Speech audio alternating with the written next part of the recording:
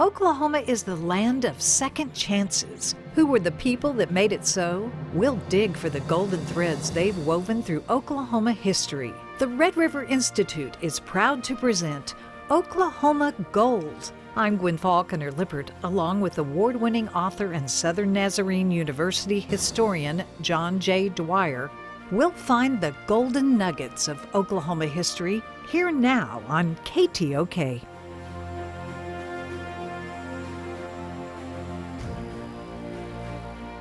The greatest land run in history. That's today's Oklahoma Gold. John J. Dwyer, tell me a story. Gwin, most of us, even here in Oklahoma, land of the land runs, where we've heard of what we usually think of as the land run. Well, did you know that there were actually multiple land runs in Oklahoma? That's a surprise to most of us. I'm sure they taught that to me in my ninth grade Oklahoma history class. I probably wasn't paying attention. I'm sure it was my fault, not the teachers. But it was later in life before I realized that there were multiple land runs.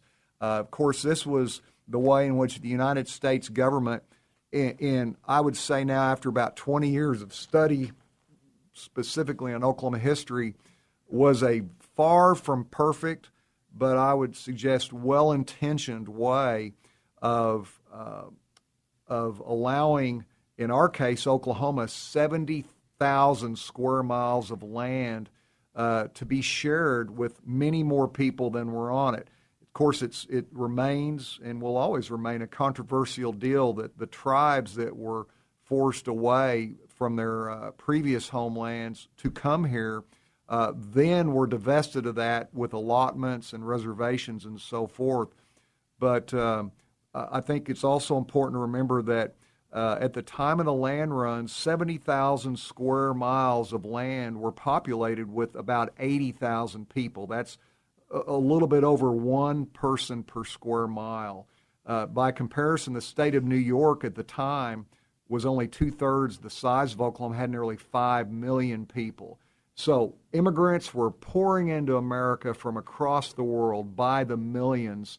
The government was trying to balance its commitments to the natives with allowing millions of people to find homeland and build the country across, from sea to shining sea. As I said, it was an imperfect solution, a controversial one, but also, as we see now, the state of Oklahoma was built and has largely grown because of the land runs and the people that were able to come in. For instance, you went from that 80 to 85,000 people. Within 20 years, there were nearly 2 million people in Oklahoma. One of the greatest population expansions in American history.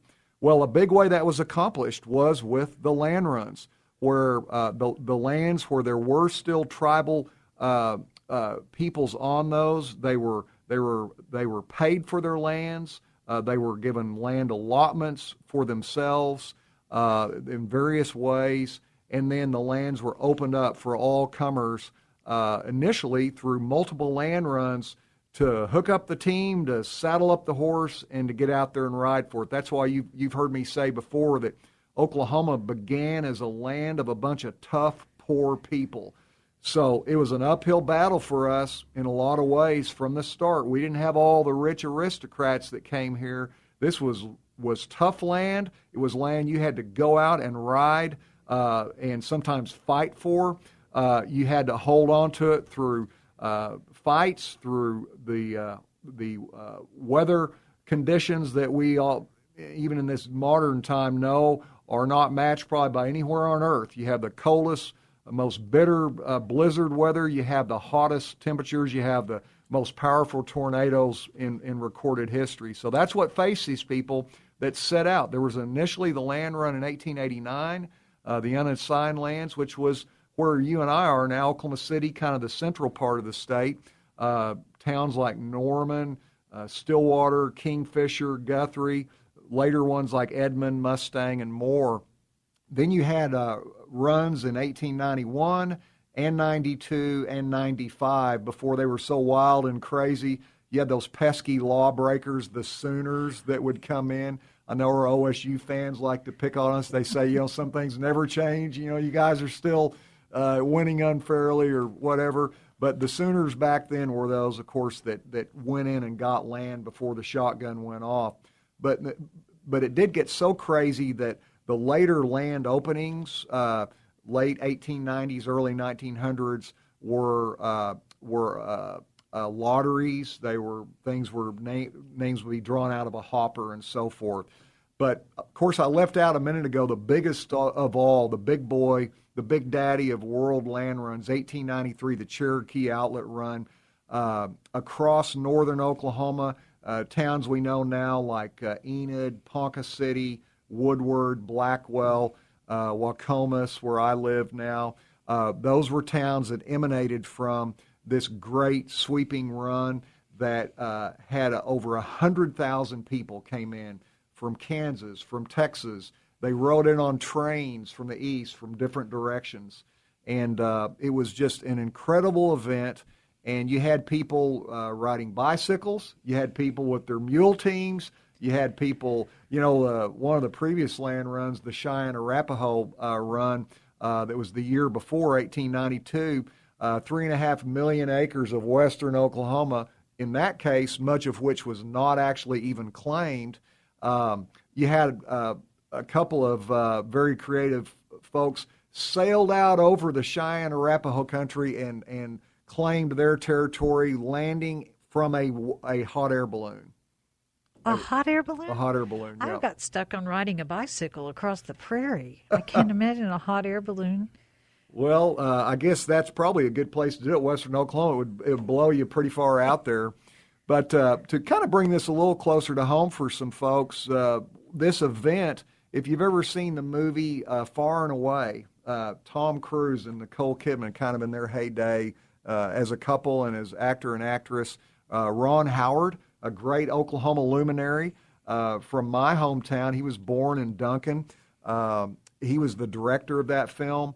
And Far and Away, just on a wonderful epic scope, told the story of Irish immigrants that came over, as did all of Ron Howard's grandparents.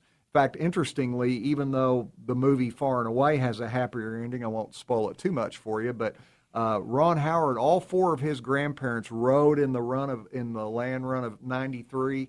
None of them got land. Okay, this was tough, and even if you got land, you might wind up having a court battle. Many cases of folks that disputed, in particular, some of the town lots. So you had great sweeps of land across northern and northwest Oklahoma in the Cherokee Outlet Run that would be settled by farmers and ranchers. But then you had town plots, that grew into these towns like Enid and Woodward and Ponca City that people would be sometimes legally, sometimes violently vying for town lots inside these soon-to-grow towns.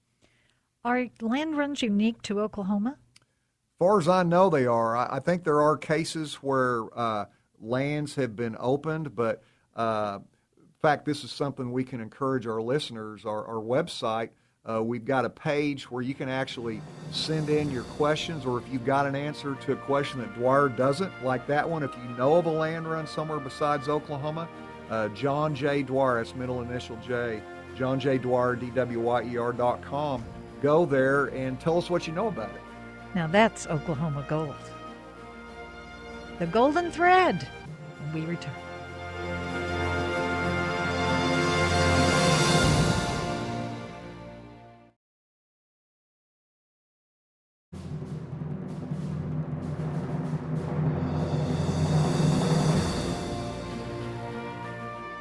The Cherokee Outlet Land Run of 1893 is Oklahoma gold. John J. Dwyer, historian and author, what is the golden thread that stitches the past to Oklahoma's present?